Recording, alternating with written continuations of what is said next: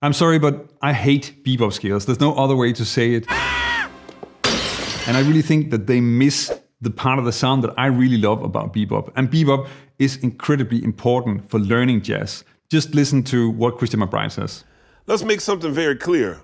Bebop language is still modern day language. For learning bebop, then the important skills are about melody and flow, and they're much more important for the sound than just what scale or which arpeggio to play. So I want to show you how that works so that you can start digging into that beautiful bebop sound.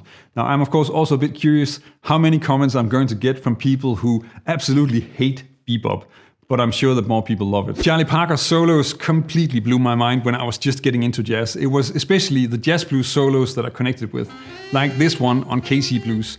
In those solos, some of the phrases were similar to the blues that I already knew from Albert King and Stevie Ray Vaughan. But then there were these other melodies. And they sounded great, but were completely different and not at all about blues, at least not the way that I knew it. And they made me incredibly curious, and I really needed to figure out how they worked. And that's how I ended up getting into jazz and finally getting a degree at the Royal Conservatory in The Hague. The place where the bebop scales really fail for me is that the emphasis is on playing scales. So if you have a G7 bebop scale, then that is often something like this. And there you have the chord tones on the beat and the stepwise melody, which really connects with and spells out the chord, but the lines you get are really boring. And you don't hear the things that I think make bebop lines sound great. Stuff like this. Which is something that you'll never really get if you're just running up and down a bebop scale. And music is just about more than having chord tones on every downbeat. To me, this relates to something that we're still learning to teach. Pat Metheny talks about it in the Rick Beato interview. Well, you know, melody of the three branches of musical government is the one that you can't go to college for 4 years on. You can definitely go to college for 4 years on harmony. Yeah. And you can definitely go to college for 4 years on rhythm. Melody, your theory teacher's going to talk for 10 or 15 minutes about lyrical this and leap, intervallic leaps that. And what Metheny says here is also one of the reasons that Barry Harris is so great at teaching bebop. He teaches melody as well as harmony. Even if he doesn't seem to have names for everything, then as you'll see, he does have strong concepts that catch all of this and help you develop your skills with bebop melodies. That will come up again and again in this video. To me, this is about learning to hear and play lines that are not stuck on the heavy beats. So you don't only change direction on beats 1 and 3 all the time. And this is really about the rhythm in the melody, and you want to also change direction on the offbeats because that makes it lighter and a lot more interesting. Check out how I'm essentially playing the same notes but changing direction on the offbeat. But as you're probably already wondering, then this is of course not something that you can think about when you're playing, at least I can't. So you need another approach to get it into your playing, and you want to work on this because it's such an important part of the sound. This video is really about my favorite trick with bebop melodies, and I will get to that, but I think it's better to start with something a little bit simpler. Triads and enclosures. I'm using this on a G7, so let's start with this G major triad. With the triad, it's easy to add chromatic enclosures around each note using a diatonic note above and a chromatic note below. So for G, we have the A above, then the F sharp as a chromatic note below, and then resolving to G, which gives us. This is not yet super exciting, but check this out.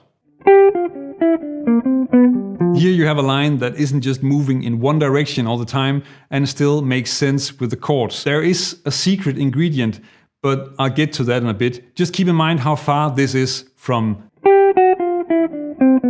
The secret is that when I have a melody moving down, so in this case I'm starting on G, and then moving down the G7 arpeggio to F, and then I want to go to the D, but instead of going directly to D, then I'm adding an enclosure around the D.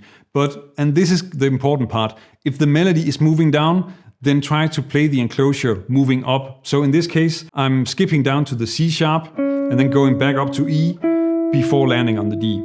So this makes it jump around more, but the whole thing still makes sense and has a natural flow.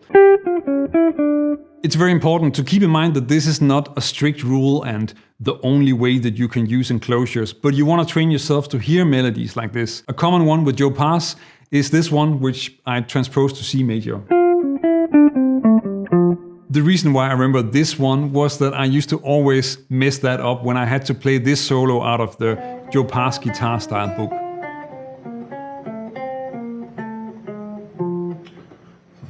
And you can take any triad and easily figure out the enclosures, but don't forget to start working on composing lines that use this so that you learn to hear how they sound and in that way get them into your playing. I often call them flipped enclosures because they move against the melodic direction, but I'm not sure if there's another better name out there. Let's try to move to the first Barry Harris concept, which sort of works the same, but just has a lot more notes. Pivot arpeggios are a super strong bebop trick and really help you get that sound across. I don't think I've ever heard Barry talk about why pivot arpeggios sound good, but he does use them really a lot, both in his teaching and if you transcribe his solos. It's actually pretty simple. In the previous example, I was using an enclosure to change the direction of the melody.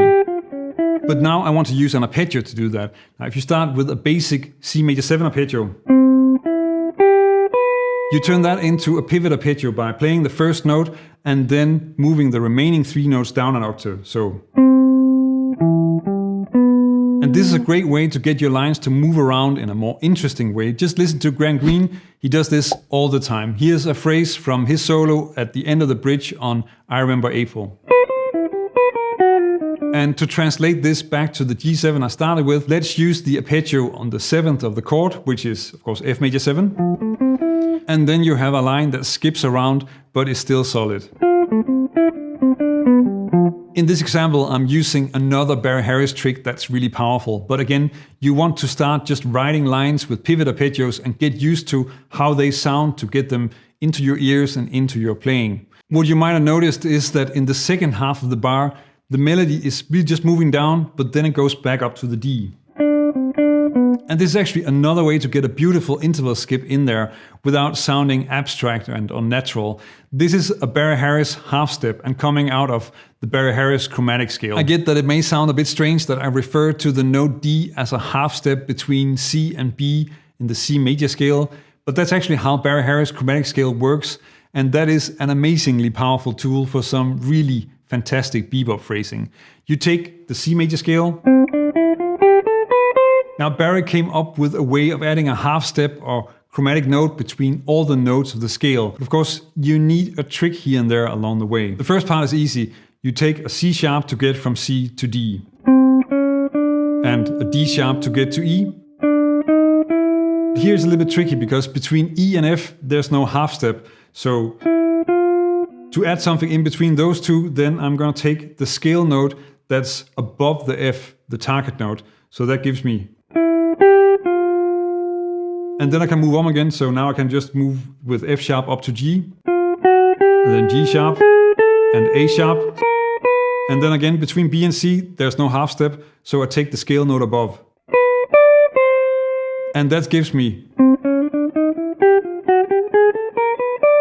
And of course this works descending as well. And there is an amazing extension to this, which I will get to, but just the basic scale is already great for creating some really beautiful flowing bop lines. Here I'm using it on a G7 with a half step between E and F and C and B. When Barry Harris showed us this exercise in the masterclass at the conservatory in The Hague, he had us play the exercise, but then he said something that I didn't really understand at the time, but which is incredibly powerful for making some super bebop lines. Any note can be a half step. Now, why is this great?